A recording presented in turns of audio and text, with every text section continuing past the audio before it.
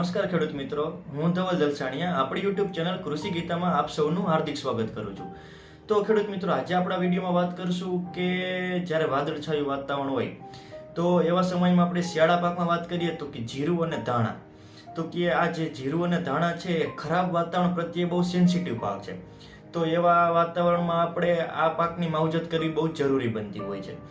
તો જ્યારે આવો સમય હોય તો ત્યારે ખરાબ વાતાવરણમાં આપણે આપણા જીરા અને ધાણા જેવા પાકને કઈ રીતે બચાવી શકાય, તો એવા સમયે આપણે કયા કયા ખાતર અને દવા વાપરવી જોઈએ, તો તેના વિશેની આપણા વિડીયોમાં વાત કરવાના છે. તો વિડીયોના અંત સુધી તમે જોડે રહેજો, જેથી આ ટોપિક ઉપર તમને સંપૂર્ણ માહિતી મળી રહે. અને જે ખેડૂત મિત્રો આપણી ચેનલમાં નવા છે એ કૃષિ ગીતાની બાજુમાં સબસ્ક્રાઇબ બટન છે, તેના ઉપર ક્લિક કરી દો, જેથી તમને અવનવા ખેતીલક્ષી વિડીયો મળતા રહે. ખેડૂત મિત્રો, હવે આપણે વાત કરીએ કે જીરાને ખરાબ વાતાવરણથી બચાવવા કયા કયા ખાતર અને દવા વાપરવી, તેના વિશેની વાત કરીએ. તો કે સૌપ્રથમ તો જ્યારે વાદળછાયું વાતાવરણ હોય ત્યારે તો જે ખેડૂત મિત્રો પિયત આપવાનું વિચારતા હોય તો એ આપણે તો સૌપ્રથમ મુલતવી રાખવું કે આવા વાદળછાયા વાતાવરણમાં પિયત આપણે આપવું નહીં. અને તેના સિવાયની વાત કરીએ તો કે જ્યારે વાતાવરણ ખુલ્લું થાય કે વાતાવરણ સારું થાય છે અને જો આપણે પિયત આપવાનું થાય તો ખાસ કરીને ત્યારે જે ખેડૂત મિત્રોએ અગાઉ ઝીંક અને સલ્ફરનો જો ઉપયોગ ન કર્યો હોય તો કે ખાસ કરીને ઝીંક અને સલ્ફરનો ઉપયોગ કરવો જોઈએ. અને ઝીંક અને સલ્ફર આપણે જે કોમ્બિનેશન સ્વરૂપમાં આવે તો તેનો ઉપયોગ કરી તો આપણે વીઘે 1 થી 1.5 કિલો, અને જો આપણે ખાલી સલ્ફરનો ઉપયોગ કરી તો પણ એ પણ 1 થી 1.5 કિલો, જે 80% અથવા 90% જે WG ફોર્મમાં આવે છે સલ્ફર, તેનો આપણે ઉપયોગ કરી તો વીઘે 1 થી 1.5 કિલો. અને જે ખાલી માનો કે આપણે સિમ્પલ જે ઝીંક આવે છે એનો ઉપયોગ કરતા હોય તો તે છે એ 5 થી 6 કિલો પર વીઘેનું પ્રમાણ છે. ને આપણે જે ખેડૂત મિત્રોને પાછતરા જીરા છે તો એવા ઘણા ખેડૂત મિત્રોને આપણે ફોન આવતા હોય કે આ જીરામાં આપણે હવે વિકાસ થતો નથી, તો તેના માટે આપણે શું કરવું કે સારો વિકાસ થાય. તો તે જે ખેડૂત મિત્રોના પાછતરા જીરા છે તેના માટે આપણે વાત કરીએ કે વિકાસ કઈ રીતે વધારે થાય, તેમાં આપણે હ્યુમિક અને ફુલવિક એસિડનું કોમ્બિનેશન આવે છે.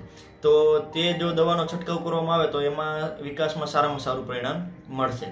અને બીજી આપણે જો ખાતરની વાત કરીએ તો કે આપણે જે પૂરતી ખાતર તરીકે આપણે યુરિયા અને 20-20-0-13નો ઉપયોગ કરતા હોય, તો કે જે ખેડૂત મિત્રોને આછી જમીન છે એ ખેડૂત મિત્રો માટે આપણે યુરિયાની ભલામણ છે, અને જે ખેડૂત મિત્રોને વ્યવસ્થિત જમીન છે એને આપણે 20-20-0-13 ઉપયોગ કરવો જોઈએ. હવે તેના પ્રમાણની વાત કરીએ તો કે યુરિયા છે એ પર વીઘે 5 થી 6 કિલો, અને 20-20-0-13 છે એ આપણે 7 થી 8 કિલો, અને ઝીંક અને સલ્ફર તો સાથે નાખવાનું જ.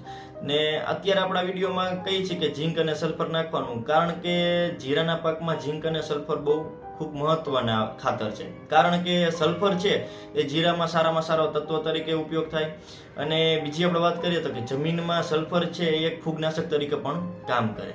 અને તેના સિવાય આપણે વાત કરીએ તો કે જીરામાં આપણે જાંબુડિયા રંગનો પાંદડા થઈ જતો, એટલે આપણે કહેતા હોય કે જાંબલી રંગના પાંદડા થઈ જાય. જીરા, ચણા, ધાણામાં ઘણામાં પ્રશ્ન રહેતો હોય, તો તેમાં આપણે ઝીંક અને સલ્ફર છે એ બહુ કારગર સાબિત થયા છે કે સારામાં સારું પરિણામ તેમાં મળે છે.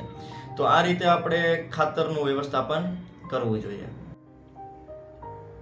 તો ખેડૂત મિત્રો, હવે આપણે દવા એટલે કે જે ફૂગનાશકની વાત કરીએ તો કે જીરુમાં આપણે શરૂઆતના સ્પ્રે આપણે હળવા લેતા હોય કે તેમાં આપણે હેક્ઝાકોનાઝોલ છે, કાર્બેન્ડાઝિમ, મેન્કોજેબ છે જેવા ફૂગનાશકનો ઉપયોગ કરતા હોય તો એ બધું બરાબર છે. પરંતુ આગળ જતા આપણે ફૂગનાશકના જ્યારે જીરુમાં લીલો સુકારો છે, કાળી ચરમી જેવા રોગો આવતા હોય તો તેના માટે આપણે સારી ફૂગનાશકના સ્પ્રે કરવા જોઈએ. તો તેની આપણે વાત કરીએ તો કે મેટાલેક્ઝિલ 35% છે, અથવા મેટાલેક્ઝિલ પ્લસ મેન્કોજેબ બંનેનું કમ્બાઇન્ડ સ્વરૂપ આવે છે, આપણે એ ફૂગનાશક આવે છે એનો સ્પ્રે કરી શકાય. એના સિવાય આપણે થાયોફિનેટ મિથલ 70% આવે છે, એ ફૂગનાશકનો આપણે સ્પ્રે કરી શકાય.